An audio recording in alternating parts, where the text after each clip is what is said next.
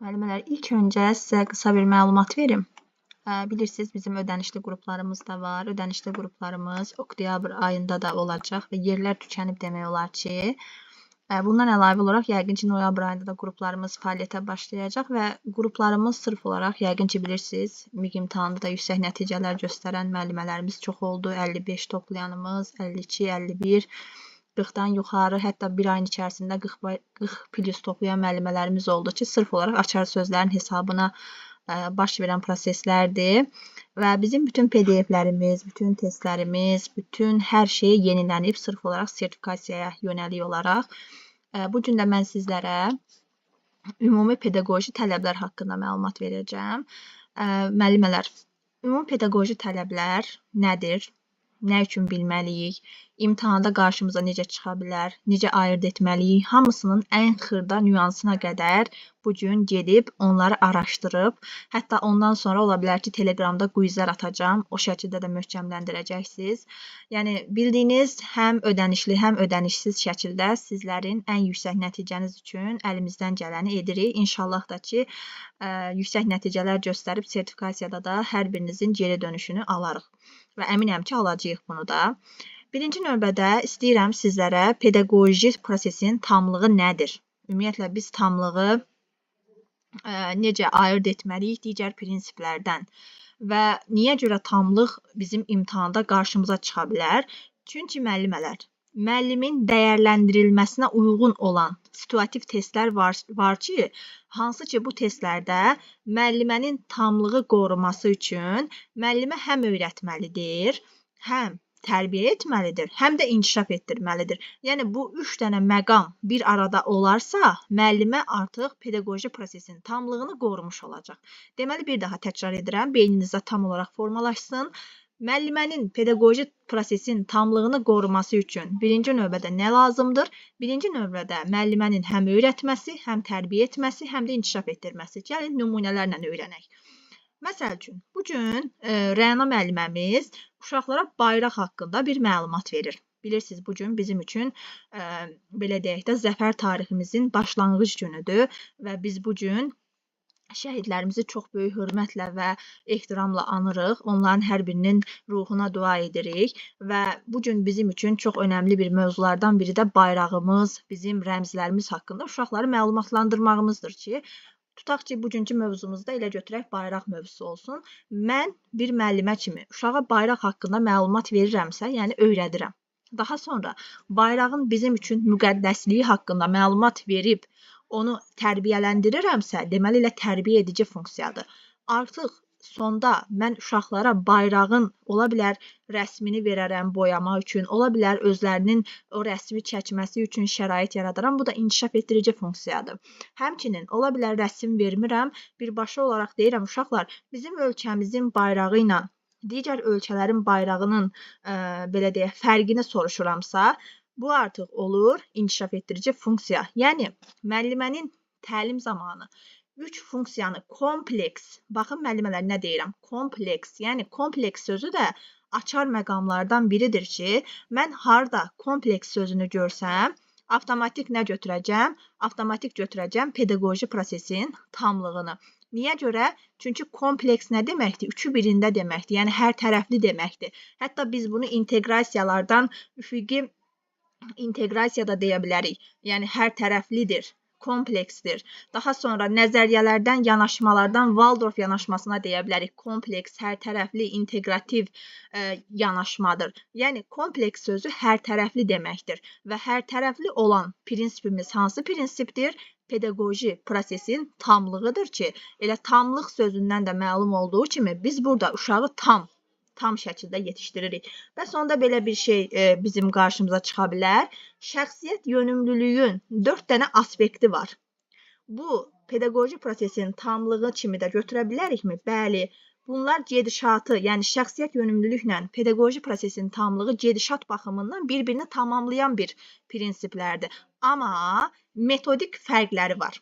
Metodik fərqləri də nədir? Biraz belə deyək, intizarda qalın, birazdan ona toxunacağam. Çünki şəxsiyyət yönümlülük haqqında danışandan sonra. Deməli, pedaqoji prosesin tamlığı üçün bizə lazım olan açar sözlər müəllimə öyrətsin, tərbiyə etsin, inkişaf etdirsin, Bu üçünün bir arada olması pedaqoji prosesin tamlığıdır. Bundan əlavə olaraq kompleks sözü varsa, bu da açar məqamdır pedaqoji prosesin tamlığı üçün. Bu yaddaşımızda qalsın. Daha sonra pedaqoji prosesin tamlığının digər bir açar məqamı isə nə olacaq? Olacaq kompetensiya. Kompetensiya nədir? Kompetensiya isə 4K bacarığıdır. 4K nədir? Kritik, kreativ, kommunikativ və kooperativ. Kritiklik nə idi? Tənqidi düşüncə idi ki, tənqidi düşüncə nə idi? Dəyərləndirmək, təhlil etmək, bir növ ən yaxşısını seçmək və biz tənqidi düşüncədən hansı iş üsulunda istifadə edirdik? Müzakirə iş üsulunda istifadə edirdik. Müzakirə iş üsulundan məşğələnin hansı mərhələsində istifadə edirdik? Dərk etmə mərhələsində istifadə edirdik. Yəni, görürsünüzmü, bütün mövzular bir-biri ilə necə zəncirvari şəkildə bağlıdır. Yəni, birini bilməsəm, avtomatik digərini bilmirəm. Ona görə də mənə nə lazımdır? Mən mövzuları əhatəli və inteqrasiya olunmuş şəkildə öyrənməyim lazımdır ki, imtahanda da uğurlu nəticəni göstərə bilim. Və tamlıq budur. Kompleks, kompetensiya, yəni kompetensiya nə oldu? 4K, kritiklik, tənqidi düşüncə, kreativlik, yaradıcı düşüncə, kommunikasiya, ünsiyyət deməkdir. Kooperasiya isə əməkdaşlıq deməkdir. Bu dördü də varsa, mən uşaqda bunu formalaşdırıramsa, deməli mən pedaqoji prosesin tamlığını qorumuş oluram. Bu belə, bu bizim tamlığımız. Yəqin ki, aydın olmuşdur. Dediyimiz kimi, burada da onlar haqqında məlumat verilib. Gördüyünüz kimi, burada da qırmızı hərflərlə qeyd etmişik. Daha sonra, ikinci prinsipimiz təhsildə bərabər imkanların yaradılmasıdır. Bu prinsip müəllimənin qərəzsizlik etik davranış prinsipini tələb edir. Standartlardan 4.3, yəni hörmət, dözüm, tolerantlıq standartını tələb edir. Səriştələrdən mədəni müxtəlifliyə hörmət səriştəsini tələb edir. Təlimdə bərabər imkanlar nə deməkdir? Təlimdə bərabər imkanlar bu deməkdir ki, müəllimə şərait baxımından bütün uşaqlar üçün eyni təlim şəraitini yaratmalıdır. Amma öyrənmə tərzini də nəzərə almalıdır. Öyrənmə tərzi nədir? Məsəl üçün, VAKO-ya uyğun. Mən eyni təlim şəraitini yaradıram deyə mən uşaqların hamısına eyni yanaşa bilmərəm. Yəni, nə mənada eyni yanaşa bilmərəm? Təlim baxımından. Elə uşaq var vizualdır, eləsi var audialdır, eləsi var fərd daxilidir, eləsi var ekstrovertdir, yəni şəxslər arasıdır. Mən bunları təlimdə nəzərə almalıyam. Onu da belə deyək, müxtəlif yanaşma, eyni təlim şəraiti bu adlanır təlimdə bərabər imkanlar. Deməli, diferensiallıq təlimdə bərabər imkanlarla şərtlənir. Necə oldu müəllimələr? Bir daha təkrar edirəm. Müxtəlif yanaşma, eyni təlim şəraiti adlandı təlimdə bərabər imkanlar. Deməli, diferensiallıq təlimdə bərabər imkanlarla şərtlənir. Bu nə deməkdir? Müəllimələr, sabah testdə deyəcək ki, aşağıdakı fikirlərdən hansı təhsildə bərabər imkanların yaradılmasına aiddir? Mən baxıram variantlara və variantlarda bərabər imkanlarla bağlı heç bir fikir yoxdur. Cavabda var diferensial yanaşma. Avtomatik götürə bilərəm. Çox rahatlıqla götürə bilərəm. Niyə görə götürə bilirəm? Çünki bayaq nə dedim? Dedim ki, təhsildə bərabər imkanlar diferensiallıqla şərtlənir. Yəni, eyni təlim şəraiti müxtəlif yanaşma aid olacaq təhsildə bərabər imkanların yaradılmasına. Burada da görürsünüz, qeyd etmişik, müəssisənin təhsil infrastrukturuna uyğun olaraq təhsil alanlar üçün eyni təlim şəraitinin təmin edilməsi, təhsil prosesinin şagirdlər, yəni uşaqlarımızın meyl, maraq və potensial imkanları nəzərə alınmaqla tənzimləməsi nə adlanır? Təhsildə bərabər imkanlar. Baxın, burada da hər birinin açar sözünü qeyd etmişik. Nümunə olaraq müəllim şagirdlərin, yəni uşaqların bilik səviyyəsini müəyyən etmək üçün onlara eyni çətinlik dərəcəsində olan tapşırıqlar verirsə, müəllimə təlimdə, təhsildə bərabər imkanların tələbini pozmuş olur. Və yaxud müəllim şagirdlərin bilik səviyyəsini müəyyən etmək üçün onlara müxtəlif çətinlik dərəcəsinə aid olan tapşırıqlar verirsə, artıq deməli müəllimə təlimdə bərabər imkanların yaradılmasının tələbini gözləmiş, yəni qorumuş olacaq. Burada da açar sözlərimiz qeyd olunub. Bu belə. Gəldik müəllimələr. Aydın olur müəllimələr? Bura qədər sualınız varmı? Sualınız yoxsa davam edək. Təlimdə bərabər imkanlar və pedaqoji prosesin tamlığı. Müəllimələr, indi danışacağıq sizlə şəxsiyyət yönümlülüyü haqqında. Bir çox müəllimənin yaralı yeridir və müəllimələr şəxsiyyət yönümlülüklə ən çox inkişaf yönümlülük prinsipini ayırd edə bilmir. Onu da indi izah edəcəm qəşəng və aydın bir şəkildə açar sözlər vasitəsilə. Müəllimələr, şəxsiyyət yönümlülük nədir? Şəxsiyyət yönümlülüyü çətin tipli testlərdən necə ayırd edim? Situasiya tipli testlərdən necə ayırd edim deyirsinizsə, mütləq burada olun və diqqətiniz məndə olsun. Şəxsiyyət yönümlülük 4 dənə aspekti əhatə edir. Bayaqda dediyim kimi. Burada həm uşaqda idraç olmalıdır. Burada həm uşaqda ünsiyyət olmalıdır. Həm uşaqda psixomotor fəaliyyət olmalıdır. Həm də uşaqda milli bəşəri dəyərlər olmalıdır. Bir çox müəllimələr dəyər deyən kimi ağlına o dəqiqə bizim mentalitetimiz, bizim qədim adət-ənənəmiz gəlir və bununla kifayətlənir. Amma əslində kifayətlənmək olmaz. Çünki dəyər deyəndə burada həmçinin tərbiyənin növləri də özünü göstərməlidir. Necə? Məsəl üçün, özümdən götürüm. Mən qarşıma bir məqsəd qoyuramsa, o məqsədə çatmaq üçün əlimdən gələn hər şeyi edəcəm. Deməli, məndə hansı tərbiyə var? Məndə iradə tərbiyəsi var. Deməli, məndə iradə tərbiyəsi varsa, bu birbaşa olaraq nə olacaq? İradə tərbiyəsi varsa məndə, bu milli bəşəri şəxsiyyət yönümlülüyün milli bəşəri dəyərləri olacaq. Niyə görə? Çünki məndə tərbiyə var. Və yaxud heç bunu qoydum kənara, gəlin keçid edək uşaqlar üçün. Ayxan bağçaya gəlir və müəlliməsinə deyir. Sevinç müəllimə, mən bugün marşrutla gələndə bir nənəmizə yol verdim. Sevinç müəllimə də deyir, afərin sənə Ayxan, sən deməli özündən böyüklərə hörmət edirsən. Deməli, uşaqda nə var? Uşaqda şəxsiyyət yönümlülüyün milli bəşəri dəyərləri var. Hardan bildim? Çünki uşaqda əxlaq tərbiyəsi var. Və əxlaq tərbiyəsi olan insan zaten bir şəxsiyyət kimi yetişməyə meyillidir. Yəni, artıq onda demək olar ki, bütün tərbiyənin növləri özünü göstərəcək. Çünki bizim üçün önəmli tərbiyə növlərindən biri əxlaqdır, biri də əmək tərbiyəsidir. Bu iki tərbiyə olan insan həyatda hər şeyi əldə etməyə nail ola biləcək. Çünki o həm mənəvi keyfiyyətlərə sahibdir, həm də bilir ki, zəhmətə qatlaşmaq nədir, zəhmət nə deməkdir. Yəni, bunları mənimsəyib deyilə, o insan onsuz da bir şəxsiyyətdir. Və özümüzdən götürək. Mənim bir şəxsiyyət olmağım üçün mənim idraçım olmalıdır ki, mən dərk edim, başa düşüm, anlayım, qavrayım. Mənim ünsiyyətim olmalıdır ki, mən insanlarla kommunikasiya qura bilim. Mənim psixomotor bacarığım olmalıdır ki, mən qaçım, yeriyim, düyməmi bağlayım, paltarımı geyinim, ayaqqabımın bağını bağlayım. Bunlar məndən nə tələb edir? Bunları tələb edir ki, mən bir şəxsiyyət kimi yetişim. Həmçinin məndə milli bəşəri dəyərlər olmalıdır. Mən böyük gələn kimi ayağa qalxmağı bacarmalıyam. Özümdən böyüklərə yol verməyi bacarmalıyam. Özümdən kiçiklərə qarşı məsuliyyətim, qayğım, sevgim yerində olmalıdır ki, mən tam bir şəxsiyyət kimi yetişə bilim. Baxın, əgər mən uşaqda bunları formalaşdırmağı bacarıramsa, deməli mən elə pedaqoji prosesin tamlığını da qorumuş oluram. İndi aydın oldu mu? Bayaqçı sizə dediyim nüans budur. Müəllimə əgər bu 4 dənə aspekti uşaqda qoruyursa, formalaşdırırsa, deməli avtomatik olaraq müəllimədə nə olur? Avtomatik olaraq müəllimədə pedaqoji prosesin tamlığını qoruyur.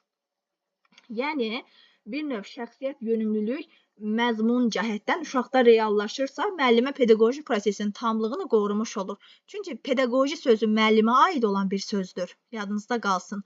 Harda pedaqoji sözü varsa, bu nə uşağa aid ola bilməz, nə valideynə aid ola bilməz. Bu sadəcə və sadəcə müəllimə aid olan bir sözdür və müəllimə pedaqoji prosesin tamlığını qorumaqla uşağı tam bir şəxsiyyət kimi yetişdirməyi bacarmalıdır. Deməli, pedaqoji prosesin tamlığı ilə şəxsiyyət yönümlülüyün açar fərqi nə oldu? Açar fərqi bu oldu ki, pedaqoji prosesin tamlığı aid olacaq müəlliməyə, amma şəxsiyyət yönümlülüyü aid olacaq uşağa. Bayaq demək istədiyim məqam buydu. Yəqin ki, aydın olmuşdur sizin üçün. Daha sonra idraki dedim. Yəni, uşağa mövzu təşkil edirsiniz, keçirsiniz və uşağa deyirsiniz. Uşaqlar, bugün biz zaman haqqında danışacağıq. Zaman haqqında danışırsınız. Zaman haqqında uşaq anlayırsa, qavrayırsa, dərk edirsə, başa düşürsə, avtomatik bu olur. Şəxsiyyət yönümlülüyün idraki.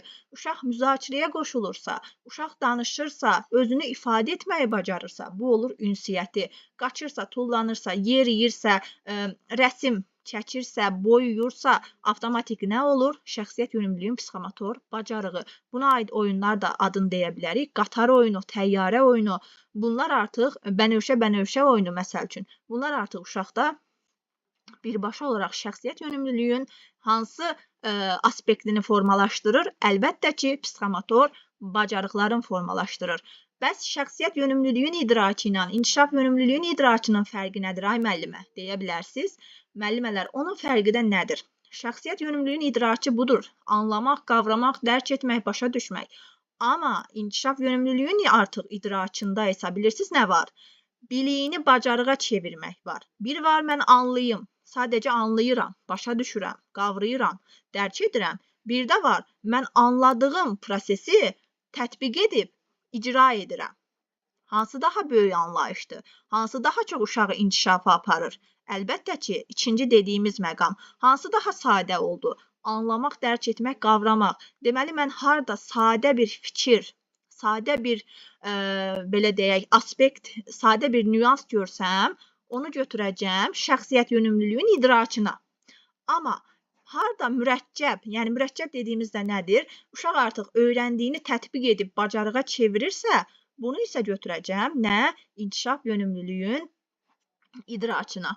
Yəni, baxıram testə. Bir var, mən anlayıram. Müəllimə zamanı keçdi, mənə dedi ki, uşaqlar zaman filan, məsəl üçün, dünən, bugün, sabah, bu mənim üçün artıq aydın oldu. Mən bunu başa düşdüm. Bu şəxsiyyət yönümlülükdür. Bir də var, ona aid mənə işçi vərəqlərində iş verir müəllimə və mən həmin işçi vərəqində olan təfəkkürə yönəlik olan tapşırığı yerinə yetirirəm. Artıq məndə nə var? İnkişaf gedir. İnkişaf gedirsə hansı prinsipdir? İnkişaf yönümlülük prinsipidir.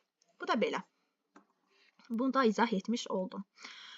Bir də müəllimələrin ən çox çətinliklə üzləşdiyi məqam nədir? Bunu da qeyd edim sizin üçün. Ən çətin tipli testlər üçün deyirəm bu nüansı. İnşallah ki, yaddaşınızda qalar. Bilmirəm, video qeyd olacaq, olmayacaq. Ona görə çalışın, yadınıza saxlayın. İndidən yaddaşınıza hirs olunsun. Müəllimələr, belə bir şey deyim sizə. Baxın, şəxsiyyət yönümlülükdə biz dəyərlər dedik. Burada dəyərlər dedik. Burada tamlıqda isə nə dedik? Burada tamlıqda isə dedik, tərbiyə dedik. Baxın, burada da tərbiyə dedik. İndi bir maraqlı bir məqamı deyəcəm sizə. Sabah testdə tutaq ki, deyəcək ki, müəllimə Ayxana heyvanlar haqqında məlumat verir. Daha sonra müəllimə uşaqlara heyvanlar haqqında məlumat verəndən sonra deyir ki, Ayxan, heyvanları qorumaq lazımdır. Biz qışda heyvanlar üçün yemək, su, öz evimizin yaxınlığında qoymalıyıq ki, onlar qışda ac qalmasınlar. Deməli, müəllimə burada tərbiyəvi cəhətində qeyd edir, amma cavabda tamlıq yoxdur. Cavabda pedaqoji prosesin tamlığı deyə bir variant yoxdur. Müəllimə də çaşbaş qalır ki, bəs Cəmilə müəllimə mənə öyrətmişdi ki, müəllimə həm öyrədir, həm tərbiyə edir, həm inkişaf etdirirsə, bu tamlıqdır. Amma cavabda tamlıq yoxdur. Amma bir şey də nəzərə almalıdır ki, müəllimə. Cəmilə müəllimə demişdi ki, deməli, əgər tamlıq, tərbiyə bir dənə tamlıqda demədi axı, bir də harda dedi tamlığı? Bir də tamlığı dedi, daha doğrusu tərbiyəni bir də dedi, şəxsiyyət yönümlülükdə. Deməli, baxıram testə.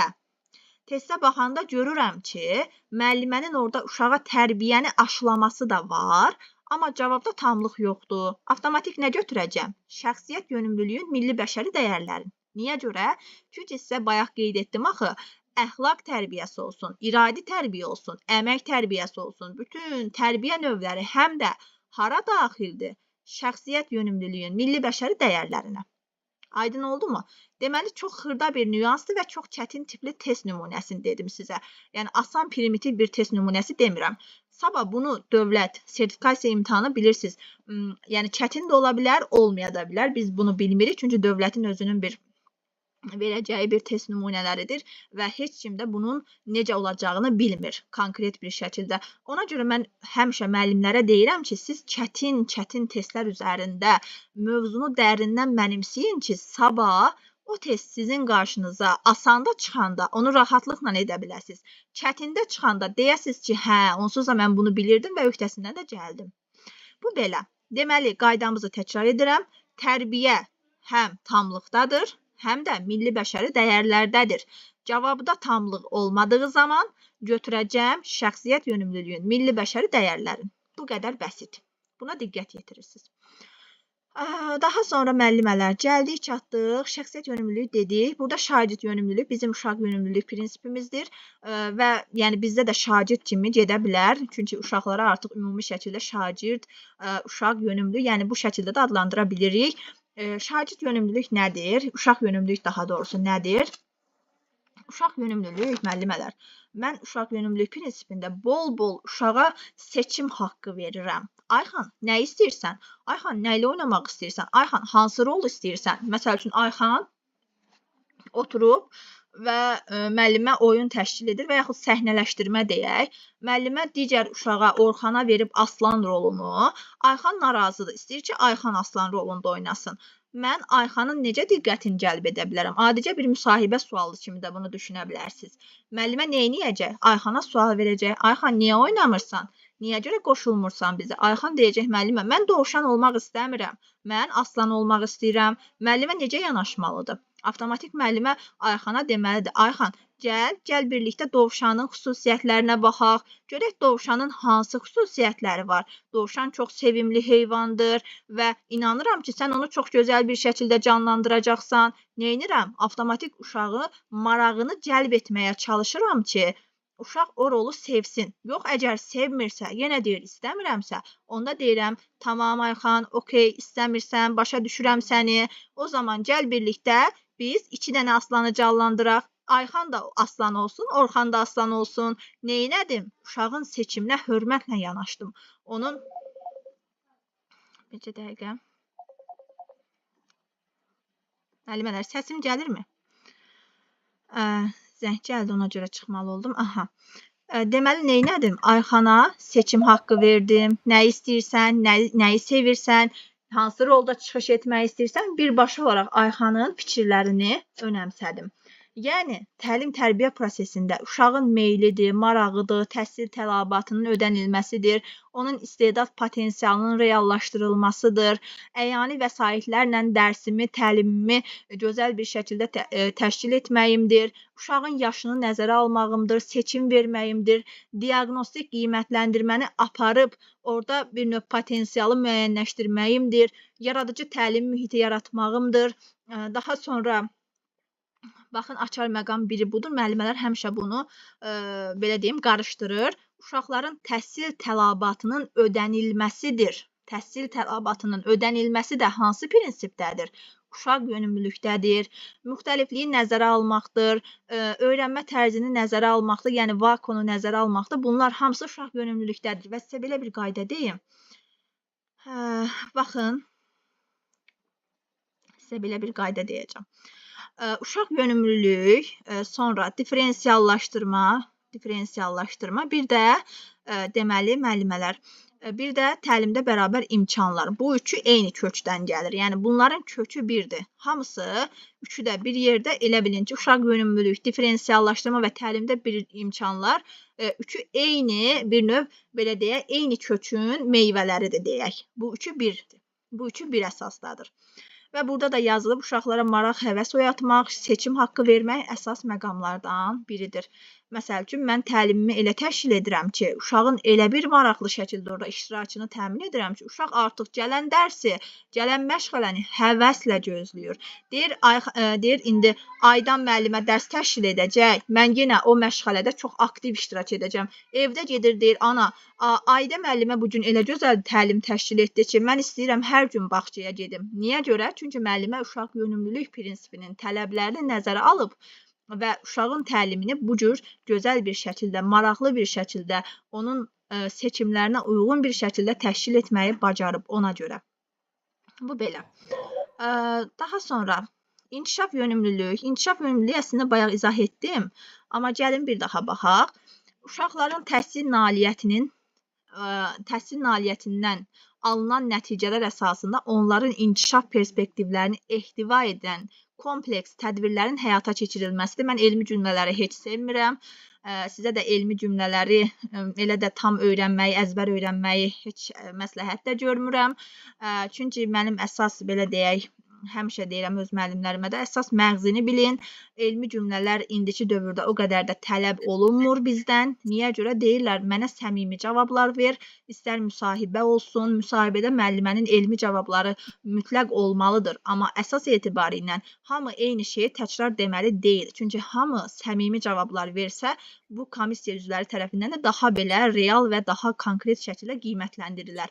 Ona görə sizə də məsləhətim, mən nəyisə əzbərləyim, mexaniki şəkildə sabah gedim onu imtahanda yazım, elə bir şey yoxdur. Çünki dövrümüz situasiya tipli suallarla əhatələnib və məğzi bilmək, məzmunu bilmək bizim üçün daha yaxşıdır. İnkişaf yönümlülük deyəndə mən Lori dildə izah edim sizə.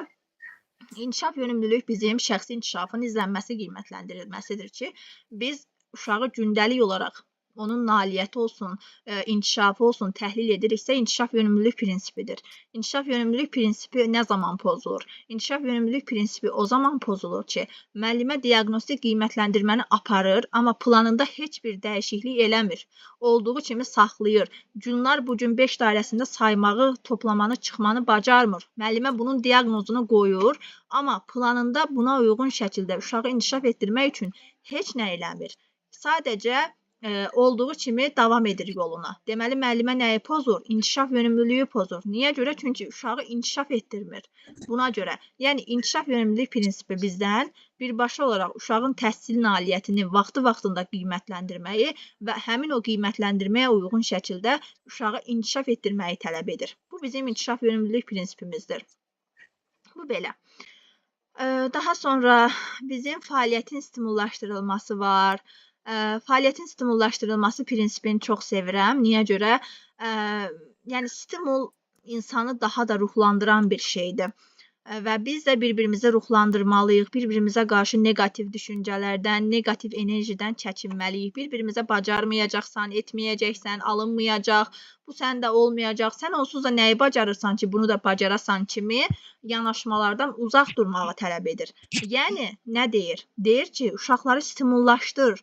Onlara elə bir stimul ver ki, o uşaq etməyəcəkdirsə belə, onu elə bir həvəsləndir ki, o uşaq onu etsin. Bizdən bunu tələb edir. Yəni, deyir ki, uşağa bol-bol xoş sözlər denən. Denən, afərin, əhsən, nə gözəl edirsən, Ayxan, mən bilirdim ki, sən bunu edəcəksən. Mən bilirdim ki, sən bunu bacaracaqsan. Bu səndə çox gözəl alınır. Belə davam elə. Neynirəm? Stimul verirəm, həvəsləndirirəm. Və bunun vasitəsilə uşaqda məşğələ prosesinə həvəs yaradıram. Bir də var deyirəm ki, səndən onsuz da heç nə olan deyil, nəyə çalışırsan? Səndə heç nə alınmayacaq. Artıq bununla mən neynirəm? Uşağa birbaşa olaraq o mənfi enerjini ötürürəm ki, səndən onsuz da heç nə olmayacaq. Deməli, ondan belə bir qayda çıxara bilərikmi ki, biz bunu bir də harda deyirdik? Rəy vermədə deyirdik. Deyirdik, uşağa həssaslıqla rəy vermək lazımdır. Yəni, fəaliyyətin stimullaşdırılması ilə rəyin oxşar cəhəti nə ola bilər? Məsəl üçün, mən rəy vermə zamanı uşağın fəaliyyətini stimullaşdırmağı bacara bilərəm. Necə? Baxın, indi deyəcəm. Deyirəm ki, Ayxan, sən A hərfi, afərin sənə Ayxan, sən A hərfini çox qəşəng yazmısan, amma çalış, gələn dəfə yazanda xəttin daxilinə də fikir ver. Neynədim? Həm ona düzgün bir rəy verdim, həm onu stimullaşdırdım, həm də inkişafa doğru apardım. Görürsünüzmü? Yəni, rəy verməklə fəaliyyətin stimullaşdırılmasının da bir əlaqəsi var, bir bağı var. Və fəaliyyətin stimullaşdırılması kör-köranə şəkildə olmamalıdır. Tutaq ki, uşaq da bir rəsmi boyuyub, gətirir Reyhan müəlliməyə göstərir ki, Reyhan müəllimə, baxın görün necə çəkmişəm. Reyhan müəllimə də deyir, baxmadan, heç baxmır rəsmin üzərinə, belə edir. Hə, qəşəngdir, gözəldir. Artıq bu fəaliyyətin stimullaşdırılması deyil. Bu artıq müəllimənin fərdi məsuliyyətsizliyidir deyək. Yəni, müəllimə artıq burada peşəkarcasına və fərdi məsuliyyətini hiss etmədən sadəcə uşağı, üzr istəyirəm ifadəmə görə, yola verir. Yola verir ki, hə, qəşəngdir. Amma işini bilən müəllimə, peşəkar müəllimə necə yanaşmalıydı? Ayxan, afərin sənə, nə gözəl rəsm çəkmisən, amma onun filan yerinə də diqqət elə, onun tutaq ki, gələn dəfə filan yerini bu cür elə. Neynir müəllimə? Həm stimul verir, həm uşağı həvəsləndirir, həm də birbaşa olaraq onun gələcəyinə yönəlik olaraq istiqamətdə verir ki, bunu belə eləsən daha yaxşı olar, bunu belə eləsən daha gözəl olar. Deməli, müəllimələr, rəy vermə həm inkişaf yönümlüdür. Yəni, niyə görə inkişaf yönümlüdür? Çünki inkişafını istiqamətləndirir. Həm də rəy vermədə bir fəaliyyətin stimullaşdırılması var. Deməli, onda belə bir qayda çıxara bilərik ki, müəllimə əgər emosional rəy verirsə, deməli, onda müəllimə fəaliyyətin stimullaşdırılmasını da pozacaq. Bu nə deməkdir? Tutaq ki, deyirəm ki, Ziyafət müəllimə, siz bugün dərsə nə gözəl cavab verdiniz. Siz sanki bir təlimçisiz. Neynədim? Müəlliməyə emosional bir rəy verdim və müəllimənin inkişafını artıq oradaca kəsdim. Çünki müəllimə artıq düşünəcək ki, Cəmilə müəllimə məni bu qədər tərifləyirsə, deməli onda məndə hər şey əladır da, inkişaf etməyimə, oxumağıma, test işləməyimə ehtiyac yoxdur. Amma bu əslində nədir? Bu əslində yanlış bir rəydir və bu əslində fəaliyyətin stimullaşdırılmasının pozulması deməkdir. Mən doğru şəkildə rəy verməliydim. Müəlliməni həm stimullaşdırmalıydım, həm də müəlliməni inkişafa doğru aparmalıydım. Bu belə. Bunu da aydınlaşdırdıq. Buna da deyirik biz fəaliyyətin stimullaşdırılması, uşağa xoş sözlər demək, bol-bol stimul vermək, bol-bol belə deyək də ona xoş söz deməkdə simiclik etməmək deyək. Yəni onu həvəsləndirmək mənasında deyək. Buna da biz deyirik nə? Buna da biz deyirik fəaliyyətin stimullaşdırılması. Bu belə. PDF-dən oxumuram. Düzdür, burada da açar məqamlar verilib, amma belə başa düşürəm ki, siz mənim dilimi daha yaxşı başa düşürsünüz. Daha sonra dəstəkləyici mühitin yaradılması var. Müəllimələr, gəlin birinci növbədə təfəkkür psixoprosesimizi işə salaq. Fəaliyyətin stimullaşdırılması ilə dəstəkləyici mühitin yaradılmasını fərqləndirək. Bir qısa məlumat verim, ondan sonra fərqləndirək onların ikisini. Dəstəkləyici mühit nədir? Dəstəkləyici mühiti testdə necə tapım? Dəstəkləyici mühitin xüsusiyyəti nədir? Mən bunu necə fərqləndirməliyəm ay müəllimə? Müəllimələr, dəstəkləyici mühit özündə 4 dənə komponenti özündə əks etdirir. Bunlardan birincisi sağlam infrastrukturdur. İkincisi sağlam bir növ bizim maddi texniki bazamız olmalıdır. Üçüncüsü sağlam mənəvi psixoloji mühitimiz olmalıdır və dördüncüsü uşağın hüququ olan təhlükəsiz təlim şəraitinin təmin edilməsidir. Bəs dəstəkləyici mühiti testdə necə tapıram? Adicə bir testdir. Məsəl üçün, burada var, hamısını qeyd etmişik. Hamısı çox gözəl şəkildə nümunələr də verilib, baxarsınız. Amma istəyirəm özüm başa salım. Deməli, birinci növbədə istəyirəm infrastruktur cəhətdən. Onsuz da bilirsiniz, infrastruktur müəssisənin daşına bilməyən bir əmlakı deyək, binası deyək, budur. Və maddi texniki baza isə bizim fiziki mühitimizdir ki, fiziki mühitdə nədir? Əşyavi mühit, yəni otağın içərisi, fəaliyyət mərkəzləri, orada olan mebellər, orada olan güşələr, əşyalar, vəsaitlər, resurslar, bunlar bizim fiziki mühitimizdir. Və fiziki mühit tam şəkildə olmalıdır. Yəni, tam şəkildə nə deməkdir? Tutaq ki, qrupunuzda 10 uşaq varsa, onun 10-una da uyğun stol olmalıdır. Onların hər birinə uyğun şəkildə oyuncaqlar, vəsaitlər, resurslar olmalıdır. Əgər bu resurslar, vəsaitlər, tutaq ki, qrupunuzda 10 uşaq var, amma 5 dənə stul var. Bəs bu uşaqlar harada oturacaq? Deməli, burada nə pozulub? Dəstəkləyici mühitin maddi texniki bazası pozulub. Və yaxud da belə bir nümunə çəkək. Tutaq ki, müəllimə qrupda bir uşaq var və bu uşağa qarşı müəllimə həmişə onu lağa qoyur. Digər uşaqların yanında belə deyək, onu sındırır, onun qəlbini qırır. Bu uşağa fiziki olmasa belə psixoloji şiddət uyğulayır. Deməli, müəllimə nəyi pozur? Dəstəkləyici mühitin yaradılmasını pozur, dəstəkləyici mühiti pozur. Və yaxud müəllimə bir növ, gəlin buradakılara diqqət yetirək. Və yaxud müəllimə konfliktlər olsun, uşaqlar konflikt edir, dalaşır, uşağın yalnız zəif və mənfi cəhətlərini deyirəm, qrupda gərgin abu-hava yaradıram, avadanlıq cəhətdən çatışmazlıq varsa, bunlar hamısı birbaşa olaraq dəstəkləyici mühitin yaradılmasının pozulması deməkdir. İndi gəlin fərqinə baxaq. Mən necə fərqləndirim ki, bu fəaliyyətin stimullaşdırılmasıdır, bu isə dəstəkləyici mühitin yaradılmasıdır. Əgər qrupunuzda ağlayan uşaq varsa, emosional gərgin, stres keçirən uşaq varsa, bullyingə məruz qalan uşaq varsa, mən bacarmıram deyən uşaq varsa, asosial uşaq varsa, yoldaşlarından qaçan uşaq varsa, bu zaman stimul yox, birbaşa olaraq dəstəkləyici mühit cavabını götürürük. Bəs fəaliyyətin stimullaşdırılması nədir? Bir iş görüb sizin ona xoş söz deməyinizi gözləyən bir uşaq varsa, nəticəsini sizə göstərib, müəllimə baxın, baxın deyən uşaq varsa, burada artıq bir növ uşağın emosional bir problemi olmur. Fəaliyyətinə yönəlik olur. Yəni stimulda emosionala bir növ emosionallığa yönəlik bir şey olmur. Stimul birbaşa olaraq uşağın fəaliyyətinə yönəlikdir. O sizə göstərir, müəllimə necə oldu? Görün müəllimə mənə xoş söz deyəcəkmi? Müəllimə mənə stimul verəcəkmi? Bu fəaliyyətin stimullaşdırılmasıdır. Amma dəstəkləyici mühit isə birbaşa olaraq uşağın daxili ilə, emosionallığı ilə, sosial-emosional inkişaf sahəsi ilə əlaqəlidir ki, burada artıq müəllimə ağlayan uşağa dəstək durmalıdır. Onun sağlam psixologiyasına uyğun şəkildə onu bir növ neynəməlidir? Ona qarşı elə bir şeylər deməlidir, elə bir ona qarşı belə deyək, o sağlam psixologiyanı qorumalıdır ki, uşaq özündə onu dəstəyi hiss eləsin. Məsəl üçün, uşaqdır gəlib adaptasiya olmur, müəllimə onu qrupa adaptasiya edəndə dəstəkləyici mühiti təmin etməlidir. Uşaqdır digər uşaqlarla konflikt zamanı dalaşır, mübahisə edir. Müəllimə neynəməlidir? Müəllimə orada müdaxilə edib dəstəkləyici mühiti qorumalıdır. Buna deyirik biz dəstəkləyici mühitin qorunması. Bu da belə. Daha sonra gəldik çatdıq inklüzivlik müəllimələr. Bəs inklüzivlik nədir? İnklüzivlik birbaşa olaraq uşağın fiziki, psixi, intellektual xüsusiyyətlərindən və sağlamlıq imkanlarından asılı olmayaraq təhsilin bütün uşaqlar üçün əlçatan olması. Baxın, yadınızda qalsın. Fiziki, psixi, intellektual xüsusiyyətindən asılı olmayaraq bir növ bizim təhsilimizin bütün uşaqlar üçün əlçatan olması inklüzivlikdir. Bundan əlavə olaraq inklüzivliyin digər bir açar sözü psixoloji və pedaqoji cəhətdən, yəni sabah testə baxıram, əgər orada psixoloji və pedaqoji sözünü görsəm, avtomatik götürəcəm nəyə? İnklüziv təhsillə. Bu da yadınızda qalsın. İnklüzivlik budur. Və inklüzivlikdə tutaq ki, qrupumuzda bir uşaq var, sağlamlıq imkanı məhduddur.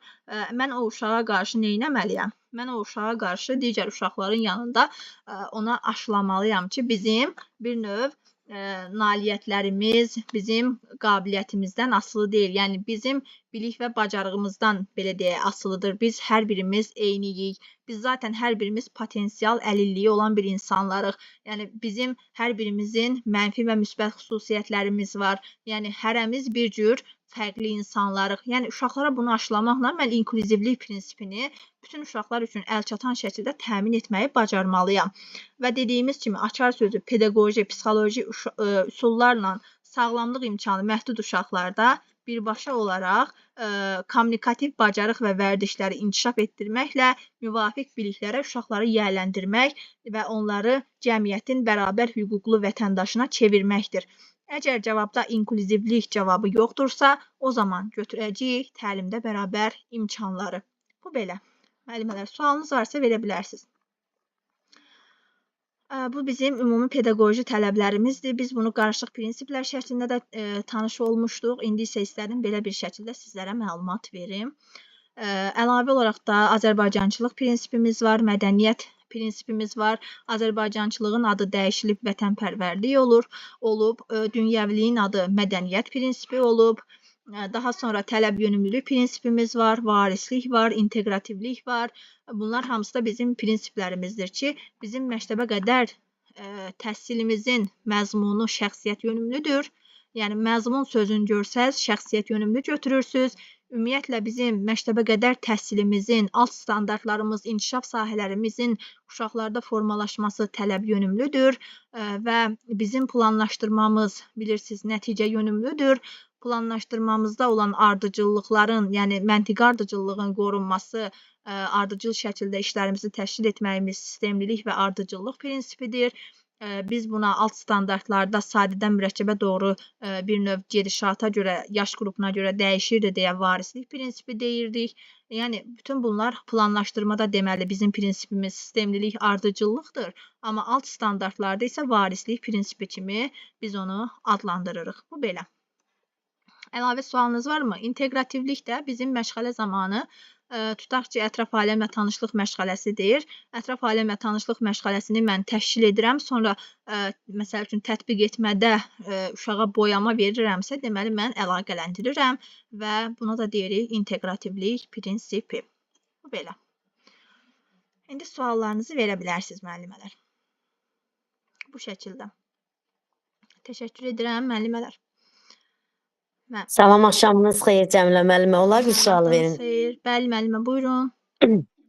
Cəmilə müəllimə, belə bir mən qarşılaşdım, belə bir sualla qarşılaşdım. Deyirlər ki, əsas standart indi çıxıbdı ki, biz bilirdik ki, əsasən dəyişir. Amma indi çıxıbdı ki, dəyişmir. Bunun hansı düzdür? Alt standart Yeni daim bir dəyişir. Alt standart alt daim standart dəyişir. əsas deyil. Alt standart deyil, əsas standart. Əsasən dəyişməzdir. Amma nə zaman? Yəni yaş qrupları üzrə əsas standartımız dəyişməzdir. O bir qayda olaraq yadınızda qalsın. Nə zaman dəyişir əsas standart? O zaman dəyişər ki, ona tələb kimi qoyulan bacarıqların formalaşması bitəndə. Yəni bu nə deməkdir? Tutaq ki, sizə 1.1 əsas standartını veriblər. Əgər siz 1.1 standartını uşaqda formalaşdırırsınızsa, artıq avtomatik 1.2-yə keçəcəksiniz. Yəni necə oldu? Mən uşaqda dövlətin mənim qarşıma qoyduğu bacarığı formalaşdırandan sonra artıq növbəti əsas standarta keçid edə bilərəm. Yəni o mənada dəyişir. Yoxsa yaş qrupu üzrə dəyişməz olaraq qalır əsas standart və əsasən dəyişməzdir. İnkişaf sahəsi ümumiyyətlə dəyişmir. Alt standart isə yaş qruplarına uyğun olaraq sadədən mürəkkəbə doğru varislik prinsipinə əsasən dəyişir. Belə. Çox sağ olun. Amma indi belə eşitdim ki, güya ki, o dəyişilmir də. Biz deyirik, əsasən dəyişməzdir. Yəni dəyişilmir, onsuz da dəyişilmir. O əsas bizim üçün yaş qrupu üzrədirsə, dəyişməz olaraq qalır. Onsuz da onu test elə verməzlər. Əsasən dəyişir, dəyişmir. Yəni baxırsınız, əgər orada yazılsa ki, əsas standart nə zaman dəyişir, onda götürə bilərsiniz ki, əsas standart o zaman dəyişir ki, onun qarşısına qoyulan bacarıq formalaşarsa, o zaman dəyişir. Yoxsa digər hallarda əsas standart nə yaş qrupu üzrə dəyişmir, nə inkişaf sahəsi üzrə dəyişmir. Yəni ümumiyyətlə dəyişməzdir. Sadəcə dediyim qaydada olarsa o zaman dəyişir. Amma belə dəyişməz olaraq qalır. Çox sağ olun müəllimə, çox sağ olun. Sağ olun. Əlavə başqa hansısa mövzuda çətinliyiniz varsa suallarınızı verin müəllimələr gəlsin. Deyin, aydınlıq gətirək.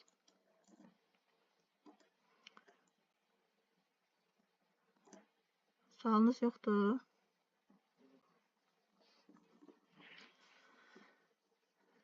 Gəlin, onda mən sizə suallar verim. Əllərinizi qaldırın. Mən sizə suallarımı ünvanlayım, müəllimələr.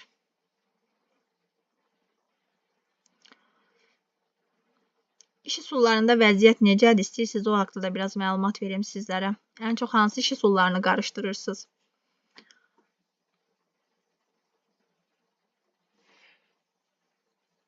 Hər şey əladır, müəllimlər, belə başa düşürəm. Onda hər şeyi qəşəng şəkildə bilirsiniz, hə? Müəllim, axşamınız xeyir. Problemli vəziyyətdir biraz. Problemli vəziyyəti biraz. Valla bəzən utanırıq sual verməyə, bəzən Yox, ay müəllimə, çəkinirdik. niyə utanırsınız? Deyin, gəlsin. Utanmayın. Müəllim, problemli vəziyyəti mən biraz dəyişik salıram. Əqli hücumla qarışdırırsınız? Əqli hücumla çox qarışdırıram. Gəlin aydınlaşdıraq onun da. Çox sağ olun. Siz sağ olun, müəllimələr. Deməli, əqli hücumla problemli vəziyyət. Gəlin fərqləndirək. Ümumiyyətlə, problemli vəziyyəti siz ARTİ-nin hazırladığı testlərdə heç vaxt əqli hücumla qarışdıra bilməyəcəksiniz. Çünki bu MİQ imtahanında da göstərdi ki, onlar sizə mütləqdir ki, bir açar söz verirlər. Necə bir açar söz verirlər? Belə bir açar söz verirlər ki, müəllimələr, problemli vəziyyətin əsas açar məqamları bir qruplar iş formasıdır. Yəni, qruplara ayrılmaq, bir də işçi vərəqləridir. Məsəl üçün, bu sonuncu MİQ imtahanında bu qruplar iş forması ilə açar sözü müəlliməyə ötürmüşdü ki, müəllimə bilirsə əgər tapacaqdır. İndi ola bilər sertifikasiyada da işçi vərəqləri ilə versin və yaxud bizim qaydamız nədir? TTÜ qaydası. Problemli vəziyyəti mən testdə tapmaq istəyirəmsə, TTÜ, yəni tütü maşallah da deyirik biz ona. Bu nə deməkdir? Yəni tənqid, təhlil, ümumiləşdirmə. Əgər bir testdə bu varsa, avtomatik cavab problemli vəziyyətdir. Və problemli vəziyyətin şəkil üzrə necə tapa bilərəm? Problemli vəziyyət əks olunan bir şəkil, işçi vərəqi uşağa paylanılır. Uşaq həmin problemli vəziyyəti necə həll edə bilərsə, ona uyğun şəkildə aşağıdan öz qeydlərini və yaxud şəkil çəkə bilər ki, məsəl üçün, bu vəziyyətdən mən özümü və yaxud şəkildə təsvir olunan vəziyyəti necə çıxara bilərəm? Yəni, problemli vəziyyət budur. Bəs əqli hücum nədir? Əqli hücum isə birbaşa olaraq motivasiyadır. Yəni motivasiyanın açar sözləri əqli hücuma, əqli hücumun açar sözləri birbaşa olaraq motivasiyaya aiddir. Burada necə ayırd edim? Həm problemli vəziyyətdə problem təsvir olunur, həm əqli hücumda problem təsvir olunur. Bəs fərqi nədir? Əqli hücum heç vaxt tənqidi deyil. Əqli hücum həmişə yaradıcıdır. Yaradıcı təfəkkürə əsaslanır, yəni kreativliyə əsaslanır. Uşaqda yaradıcı düşüncəni formalaşdırır. Amma problemli vəziyyət isə dediyimiz kimi uşaq tənqidi yanaşır, dəyərləndirir, təhlil edir və ümumiləşdirir. Amma biz bunu əqli hücuma deyə bilmərik. Əqli hücumda birbaşa olaraq uşaq yaradıcı fikirlər düşünür və orada tənqid, dəyərləndirmə deyə bir şey yoxdur. Sürətli və axıcı olur. Burada uşaqların sərbəst fikirlərini ifadə etməsinə müəllimə şərait yaradır. Burada uşaqlarda fəallıq var.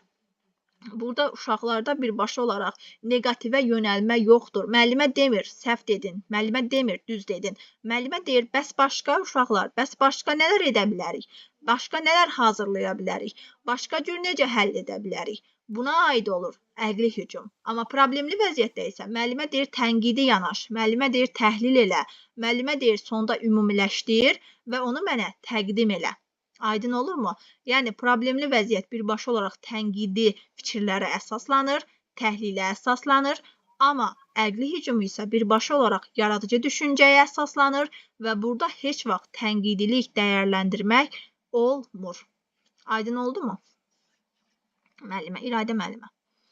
Testlərdə mütləqdir ki, sizə açar sözü verəcəkdir. Məsəl üçün, əqli hücumun açar sözü yaradıcı düşüncədir, sərbəst fikir ifadə etməkdir, neqativ düşüncədən uzaq durmaqdır. Yəni, əqli hücumda ən sonda artıq müzakirəyə icazə var. Amma problemli vəziyyətdə elə birbaşa olaraq uşaq təhlil edir, tənqid edir və ümumiləşdirir. Və qrup işi və işçi vərəqləri problemli vəziyyətdədir. Açar sözləri budur. Bunu bilsəz, dərinliyinə getməyinizə heç ehtiyac belə yoxdur. Bunu bilirsinizsə, rahatlıqla tapacaqsınız.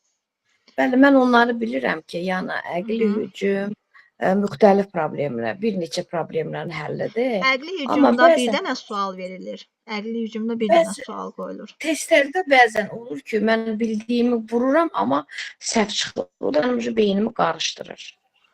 İndi o Bəzən testlərə qruplarda işləyirəm. O testlərə baxmaq lazımdır ki, niyə görə məsəl üçün orada sizin səhvləriniz var, onları aydınlaşdırmaq lazımdır. Ki, niyə görə səhv edirsiniz müəllimə? Siz sağ olun. Əslində belə dediyimiz kimi açar sözlər verilməlidir. Sağ olun. Siz sağ olun. Məktəbə qədər təhsil sistemində müasir yanaşmaları uşaqlarda necə inkişaf etdirmək olar? Müəllimələr, müasir yanaşmalar Montessori'dir, Emilia'dır, Waldorf yanaşmasıdır. Onda necə inkişaf etdirəcəyik? Hər birinə uyğun şəkildə məşğələlərimizi, fəaliyyətlərimizi qurmaqla. Məsəl üçün, məşğələlər deyəndə Montessori yanaşmasında riyaziyyat məşğələsindən istifadə edərək mən uşaqda bunu formalaşdıracağam. Stol üstü oyunlar vasitəsilə, didaktik oyuncaqlar vasitəsilə, fəaliyyət mərkəzlərindən riyaziyyat cuşəsi, stol üstü oyunlar cuşəsi vasitəsilə uşaqda formalaşdıracağam. Uşağa sərbəstlik verəcəm, müstəqillik verəcəm, özünə inam verəcəm. Uşaqda diqqət psixoprosesini inkişaf etdirib birbaşa olaraq Montessori yanaşmasının əsasını qoya biləcəm. Bir də var Waldorf yanaşması. Waldorf yanaşmasını isə necə edəcəm uşaqda?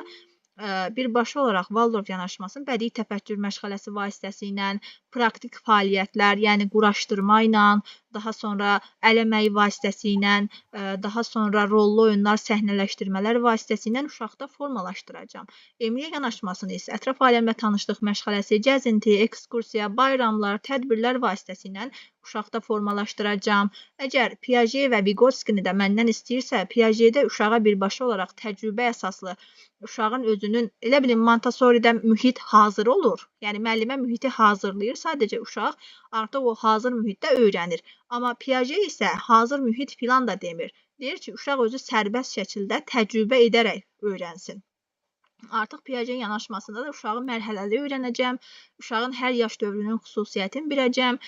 Onda assimilyasiyanı, akkomodasiyanı, onda sinekretizmi, onda adaptasiya problemlərini müəyyən edəcəm. Hər birinin səbəbini öyrənəcəm. Hansı yaş dönəmində hansı bir növ terminlər var, bu terminlərin anlamı nədir, necə istifadə etməliyik, uşağı necə inkişaf etdirməliyik, buna yönələcəm. Vygotsky'də uşağı yaxın inkişaf zonasında scaffolding edəcəm. Scaffolding vasitəsilə uşağı müvəqqəti dəstək tarix vasitəsilə aktual zonaya çatdıracağam. Yəni bu vasitələrlə mən uşağı birbaşa olaraq müasir yanaşmalar vasitəsilə uşağı inkişaf etdirəcəm. Hər bir yanaşmanın da özünə məxsus xüsusiyyəti var.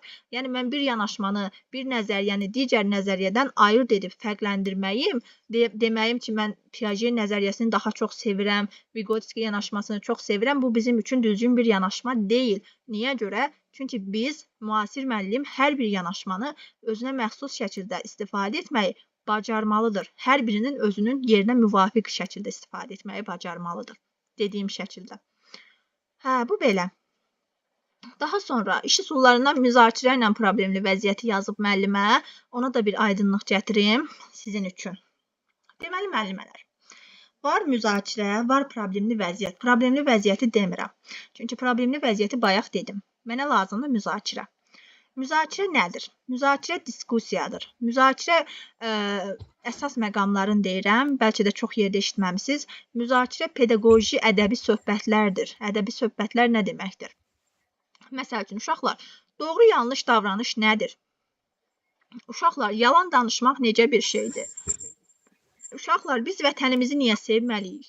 Bu kimi suallar vasitəsilə pedaqoji ədəbi söhbətlər, açıq suallar, uşağın öz yanaşmasını tələb edən suallar qoyuramsa müzakirədir və müzakirə dərk etmə mərhələsindədir. Dərk etmənin bütün açar sözləri müzakirəyə, müzakirənin bütün açar sözləri dərk etməyə aiddir.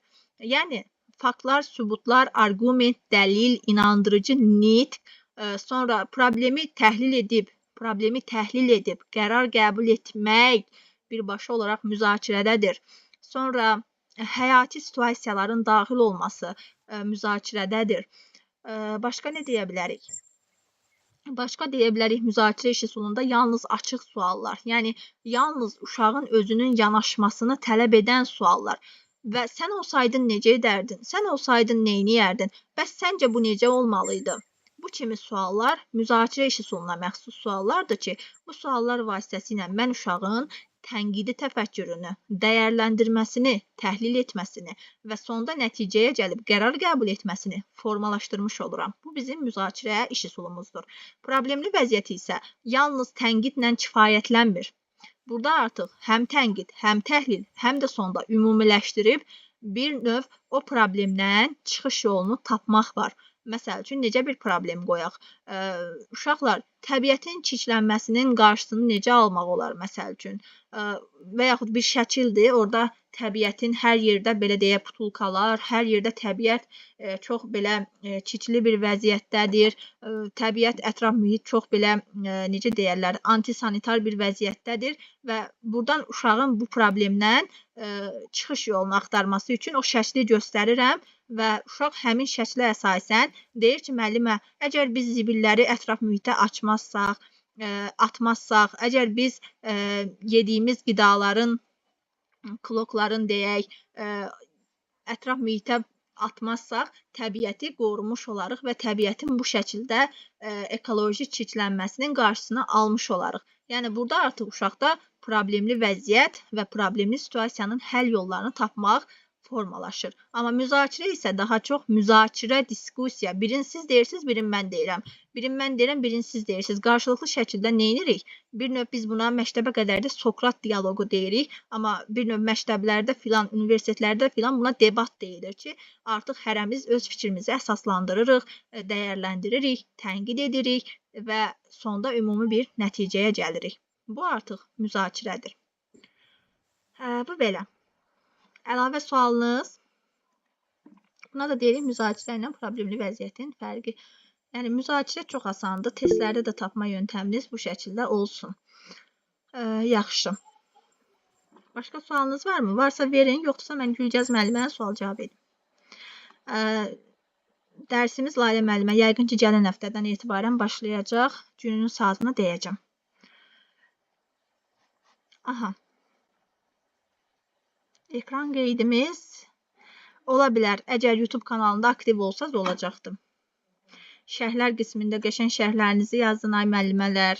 Aktiv olun, bəyənməniz çox olsun ki, bizim də belə dərslərimiz sizin o mənə stimulunuza əsasən daha çox olsun. Yəni sizin dəstəyiniz bərabərdir mənim sizə dəstəyim. Siz mənə nə qədər dəstək olsanız, mən də çalışacağam ki, sizə o qədər əlimdən gəldiyi qədər dəstəyimi göstərim. Bu belə. İnşallah. Hə, müəllimələr. Dilşad müəllimə nəsə demək istəyirsiniz? Sualınız varsa verin. Başınız güllər işte. Siz sağ olun, Gülər müəllimə. Hə, Gülcəz müəllimə buradadır. Çıxdı mı yoxsa? Hə, buradadır. Buradasınız Gülcəz müəllimə. Bəli, müəllimə, axşamınız xeyir Hər buradayım. vaxtınız xeyir olsun. Necəsiz müəllimə? Sağ olun, çox sağ olun. Siz necəsiz? Ödənişimiz 40 manatdır müəllimələr. Hər bir şeylə də təmin olunursunuz. YouTube kanalımızda da şəxsi nömrəm var. Həmçinin özümüzün qrupumuzdan da yaza bilərsiniz. Hə, Gülcəz müəllimə, danışaq sizlə nə haqqında? Siz mənə deyəcəksiniz bu gün müşahidə zamanı biz uşaqda hansı tələbatı ödəyə bilərik? Müşahidə zamanı biz müəllimə əsasən idrak tələbatını, əsasən ünsiyyət tələbatını ödəyirik uşaqlarda. Ən çox, məsəl üçün, müşahidə zamanı uşaqda hansı tələbatı qarşılaya bilərik? Ən çox ünsiyyətdən. Müşahidə daha çox ünsiyyət axı Müşahidə daha çox idraçdır da müəllimə. Uşaq İdraçdır, müşahidə edərək daha çox idraçdır. Daha sonra onunla məsələn adlandırırsa, o haqqında danışırsa, burada ünsiyyət tələbatı da formalaşa bilər. Yaxşı, idraki proseslərdən müşahidə də ən çox hansı aktiv olur? İdraki proseslərdən daha çox təfəkkür. Təfəkkürün hansı növü? Təfəkkürün müşahidədə məsələn əyani obrazlı. Tənqidi təfəkkür olmaz. Analiz edir axı uşaq bir növ. Analiz edir. Tənqidi təfəkkür də formalaşa bilər, bəli. Çünki uşaq burada analiz edir. Yəni analizdə nə deməkdir? Birbaşa olaraq tənqidi təfəkkürün formalaşması. Tənqidi təfəkkürü formalaşdırır, bəli. Aha, bəs müəllimə, məntiqi sözlü təfəkkürlə, elə təfəkkür demişkən, məntiqi sözlü təfəkkürlə gəlin nitqi fərqləndirək. Məntiqi sözlü təfəkkürlə nitqin fərqi nədir? Məntiqi sözlü təfəkkürdə də uşağın əsasən nitqidir də müəllimə. Yəni bu ünsiyyətidir məntiqi sözlü təfəkkürdə. Hər hansı öyrəndiyiniz nitqində. Məsəl üçün belə bir şey deyim də, nitq aşağı yaş qrupundan formalaşır, amma məntiqi sözlü təfəkkür 5-7 yaş. Məntiqi sözlü daha çox 5-7 yaşda formalaşır. Artıq uşaq öz fikrini dəqiq şəkildə məsələn çatdıra bilir. Onda belə deyək də, artıq uşaq əgər dediyi sözlərin, fikirlərin məntiqin bilirsə, bu məntiqi sözlü təfəkkürdür. Düzdür? Sadəcə olaraq ünsiyyət qurursa, bu nitqdir. Yəni nitq. Bu isə nitqə aid olan bir xüsusiyyətdir. Məntiqi sözlü təfəkkürü uşaqda formalaşdırmaq üçün iş üsullarından hansı iş üsulundan istifadə edərsiniz? Oyunlardan hansı? Daha çox müzakirə iş üsulundan istifadə edərik məntiqi sözlü təfəkkürdə. Tapmaca. Oyunlardan məsələn sujetli rollu oyunlar. Sonra didaktik oyunun hansı növü? Şifahi oyunlar, şifahi sözlü oyunlar istifadə etmək olar, düzdür. Güşələrdən hansı güşələrdən daha çox istifadə edərsiniz? Daha çox kitab güşəsindən istifadə edərik. Kitab güşə səssiz güşədir axı. Sujetli rollu oyunlar güşəsində, məsələn, burada uşaqlar daha çox nitqi inkişaf edir, sujetli rollu. Sonra ən əxsus, Sonra ən biz güclü. məsələn Sonra biz məsələn tikinti quraşdırmada da uşaqlar burada ünsiyyət qura bilir. Bəli, ən əxsus müəllimə, həm kommunikasiya, həm kooperasiya üçün ən güclü güşəmiz tikinti quraşdırma güşəsidir. Tikinti quraşdırma güşəsidir, bəli. Uşaqların ünsiyyət qurması üçün, əməkdaşlıq etməsi üçün ən aktiv güşə budur. Aktiv güşədir, bəli. Bəs uşaqlarda intellektual keyfiyyət, kiçik motorik və sosial bacarıqları formalaşdıran güşə hansı idi? Bu didaktik oyunlar güşəsidir də, məsələn, stolsuz oyunlar güşəsidir. Burada didaktik oyunlarla uşaqların kiçik motorikası, əl-göz koordinasiyası formalaşdırılır. Formalaşmış olur, düzdür. Yaxşı, bəs hansı güşə vasitəsilə biz uşaqlarda həm konstruktiv, həm praktik, həm də bir növ zəriflik kimi xüsusiyyətləri formalaşdırırıq? Yəni incəlik, zəriflik. İncəlik, zəriflik daha doğrusu əl əməyi güşəsində olur. Uşaqlar əl əməyi güşəsində incəlik, zəriflikdir. Bəs sadəcə konstruktiv praktik bacarıqlar, sonra mühit mobil olmalıdır, dərs ilinin əvvəlindən materiallar yayılmamalıdır, hissə-hissə verilməlidir. Bu Bu hansı tikinti cürşədir? tikinti material cürşəsidir. Tikinti Daha çox material hissə-hissə cürşəsi. verilir. Yəni əvvəlcədən uşaqlara verilmir hamısı tam olaraq. Elm cürşəsində uşaqlarda hansı psixoproses formalaşır? Elm cürşəsində əsasən təfəkkür formalaşır uşaqlarda. Stol üstü oyunlarda. Stol üstü oyunlarda da diqqət formalaşır. Diqqət formalaşır. Rollu oyun cürşəsində bəs?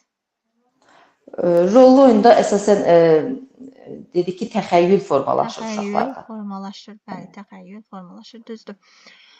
Bir dənə də sual verim sizə müəllimə. Yaxşı, belə bir dənə deməli, hə.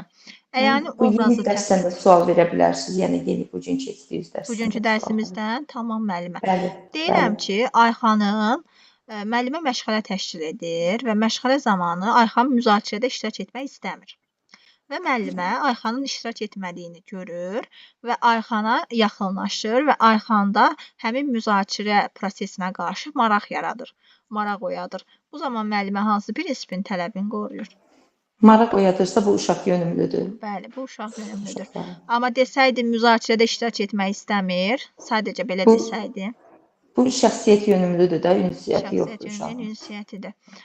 Yaxşı, bəs desəm ki, Ayxan qrupa yeni gəlib və dostları tərəfindən qəbul edilmir. Bərabər imkanlar pozulur burada. Dəstəkləyici mühitin sağlam psixologiyası. Bəli, dəstəkləyici mühitin bəli, sağlam psixoloji. Sağlam psixologiyası pozulub. Yaxşı, bəs desəm ki, bağçanın binası neçənci ildəsə belə deyək də bir təbii fəlakət baş verib və ondan sonra çox zədəli bir Bu dəstəkləyici mühitdir, bu da infrastruktur. infrastrukturdur.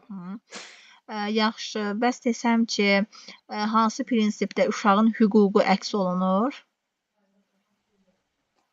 Hüquqları bu bərabər imkanlardır.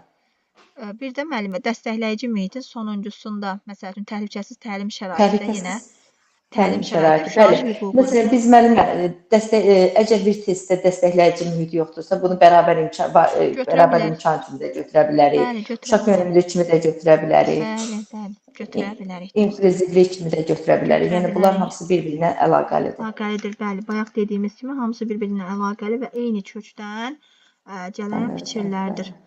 Aha, düzdür. Yaxşı, sonra bir dənə də sizə prinsiplərdən sual verəcəm. Deməli, tutaq ki, müəllimə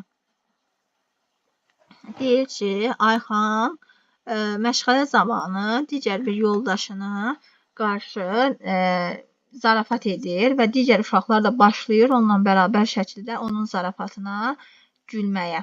Bu zaman, yəni hamısı o həmin uşağa istehza ilə yanaşmayla belə deyək. Bu dəstəkləyici mühitdir da müəllimə, burada sağlam psixoloji mühiti pozulur. Yaxşı, müəllimə öyrədir, amma inkişaf etdirmir. İnkişaf yönümlü pozulur. Yox. Yox, tamlıq pozulur. Tamlıq pozulur, bəli. Aha, müəllimə deyir ki, afərin Ayxan, sən bugün bu işin öhdəsindən çox gözəl gəlmisən. Stimullaşmadır müəllimə. Stimullaşdırır, həvəsləndirir.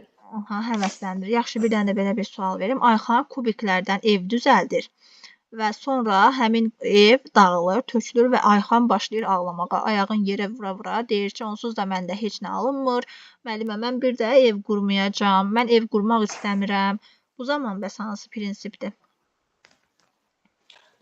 Bu da dəstəkləyici mühitdir müəllimə. Dəstəkləyici mühitin. Bəs onun əvvəlində müəllimə uşağa hansı prinsipi verməli idi, etməli idi ki, uşaqda stimul vermək olar. Deməli, onda fəaliyyətin başlanğıcında stimula ehtiyacımız daha çox olur, hə? Bəli. Doğrudur. Təşəkkür edirəm Gülgəz müəllimə. Çox sağ olun. Sağ olun müəllimə. Sağ olun. Belə müəllimələr, inşallah ki, yenə dərsimizin vaxtını əvvəlcədən qeyd edəcəm, çalışacağım ödənişsiz təlimlərimizdə olsun. Hər birinizi öpürəm, özünüzdən müğayət olun, görüşərik inşallah. Özünüzə yaxşı baxın. Özünüzdən müğayət olun. Çox sağ olun.